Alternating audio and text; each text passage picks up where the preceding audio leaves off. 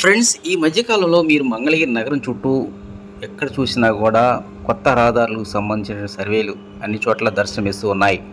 అటు చెన్నై, కలకత్తా జాతీయ రహదారి పక్కన కావచ్చు, లేదంటే మంగళగిరి నగర నడిబొడ్డున్నటువంటి గౌతమ్ బుద్ధ రోడ్డు మీద కావచ్చు. అవును, ఈ ప్రాంత ప్రజానీకానికి మరీ ముఖ్యంగా ట్రాఫిక్ కబంధస్తాల్లో చిక్కుకున్నటువంటి వాహనదారులకు మాత్రం రాష్ట్ర ప్రభుత్వం త్వరలో విముక్తి కలిగించనున్నది. అవును, ఇక మంగళగిరి గౌతమ్ బుద్ధ రోడ్డు, అదేవిధంగా పాత బస్టాండ్ సెంటర్ నుంచి త్వరలోనే ఓ భారీ ప్రాజెక్టుకు పునాది రాయి పడనున్నది.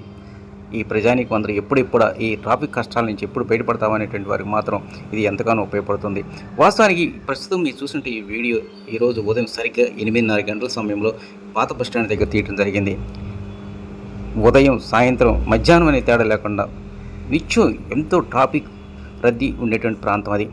దీంతోనే త్వరలోనే ఈడీసీ అంటే అమరావతి డెవలప్మెంట్ కార్పొరేషన్ ఆధ్వర్యంలోనే ఇక్కడ ఓ భారీ ప్రాజెక్టు పునాది రాయపడనున్నది.